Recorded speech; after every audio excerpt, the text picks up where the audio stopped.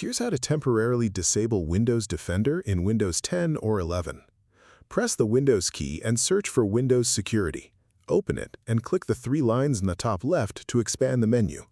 Click Virus and Threat Protection. Scroll down to Virus and Threat Protection Settings and click Manage Settings. Toggle off Real-Time Protection. Confirm the security prompt.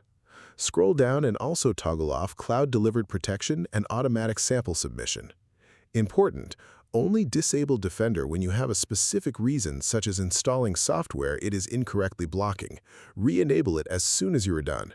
Windows 10 and 11 will automatically turn real-time protection back on after a restart or a short period, which is intentional behavior to protect you. If you need a longer-term disable for testing purposes, use the Group Policy Editor. But for most everyday situations, the toggles in Windows Security are the fastest and safest approach. If this helped you out, hit that subscribe button for more straight-to-the-point tutorials on Step by Click.